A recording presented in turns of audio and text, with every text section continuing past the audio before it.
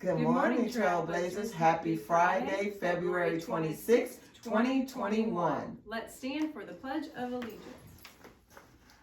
I pledge allegiance to the flag of the United States of America and to the republic for which it stands, one nation, under God, indivisible, with liberty and justice for all. Thank you. You may be seated. Get comfortable. It's a little foggy out there. We're going to check the playgrounds. I think it's going to be pretty wet. We might be, I don't know. We'll get back with you, Trailblazers, on... But I think it's going to burn off.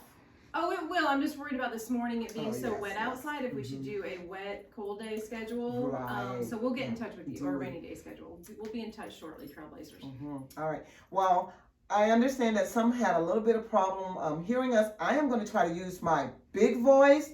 For those of you that turn the volume up, so those of you that have normal volume, I may sound like I'm a little bit elevated, but that's my reason for speaking a little bit louder this morning. I want to make sure that all of the Trailblazers are able to hear us. So this morning we're celebrating Kimberly Morris's birthday, and on Saturday we're celebrating Abigail Parker. And on Sunday, which carries out the month of February, we have Jasper Farrell and Victoria Lopez. Happy birthday, boys and girls and friends. Of course, you know what to do. Make them feel very special on this.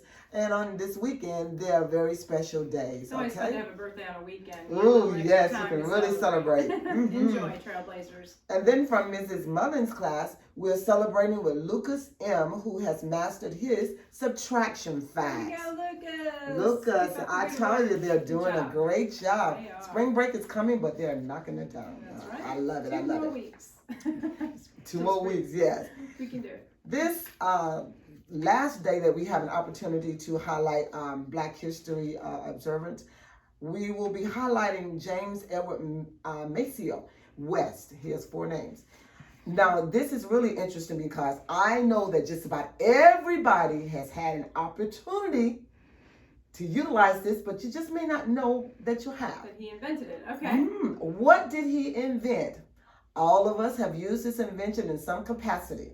James West, along with Gerhard Sessler, invented the foil electret microphone in 1962 while developing instruments for human hearing research. Now, this is where it's actually used, because you hear microphone and the first thing you think about is when you're singing and all that good stuff. But hold on. Nearly 90% of more than 2 billion microphones produced annually are based on the principle of the foil electric and are used in everyday items such as telephones, camcorders, hearing aid. That's what I was thinking, hearing aids. Yep. Baby monitors, and audio recording devices, among even there are still others. Alexa, like picking up, probably. And this is because it is inexpensive and compact. And when we say compact, it looks... I mean, it's got to be small. It is. It looks like this. Yeah. Very cool.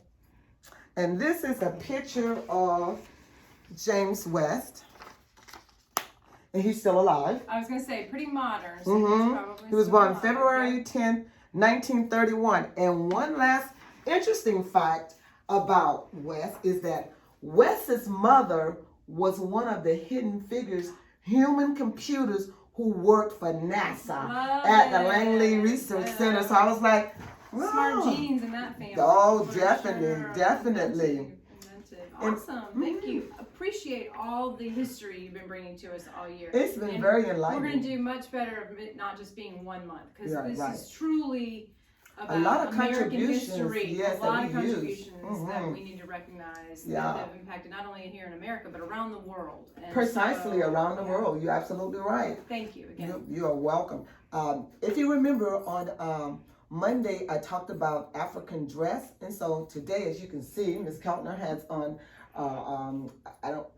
I know the name of it, but I can't remember it. But she has on the top. I have on the top. But if you will look at the designs and the patterns that's there, so let me give you just a little bit about that. African clothing has a vibrant and interesting history to match its bright and bold textile. But this history is thought to stretch back 75,000 years. Wow. Although they say that tracking the evolution of the African styles can be very difficult. The garments were worn at first to mark the status of an individual or to mark a special ritual or passage of time as people move from one state to another. Now, the colors and the patterns created in printed and dyed cloth, woven fabric strips, or beaded attire distinguishes one ethnic group from another. The tribes would pride themselves on the quality of their handwork, the handmade clothing that they will make using techniques that have been handed down from generation to generations, centuries. So now your modern African clothing today, African clothing takes their root in the traditional dress and are worn by millions of people for both ceremonial occasions and for everyday wear. This makes for a very vibrant and colorful scene wherever you go in Africa. African dress may consist of a single item or a fully composed outfit and range from simple to complex. And one of the things what I wanted to do was show you just a couple of the different patterns that they have. Really interesting. Yeah. I was looking at yours and comparing some of those intricacies on this pattern. And I want to give a shout out to Mrs. Beret because she is the one that made this and gave this to me last year. She did bring me a beautiful dress yesterday. Unfortunately, it was a little too big. I probably should have shown it on WDTS. But the handiwork and the craftsmanship and the bright, vibrant colors and patterns, like Dr. Poole is explaining, is incredible. So thank you again, Mrs. Beret, for the wardrobe collection. And we're going to do better about next year, maybe getting on some of those. And this one is a kente cloth. And this particular one here, which is like looks like the sugar cane. I think that's what it's a stool. And the stool is really interesting. And it actually means for you, I don't think I have that picture. I think I left it. Well, anyway, it's a stool and it's a pattern. And it actually means for if you come around and they're working, it means for you to actually don't stand, sit down. And take a seat and talk.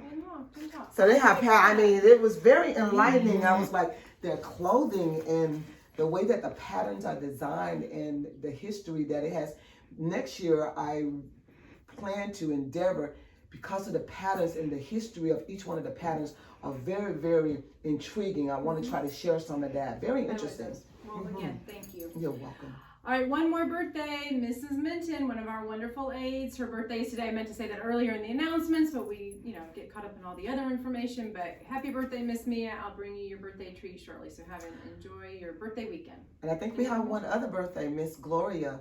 Birthday is Sunday. Am I correct, Michelle? Yeah. Okay. It's Sunday. Okay. Happy birthday, Miss Gloria. Thank you for keeping our school clean and sanitized. She does an excellent job. She does, yes. All right, are we ready? All right, Trailblazers, make it a productive Friday. And remember, you are a part of our Trailblazer team, here, there, and everywhere. Bye.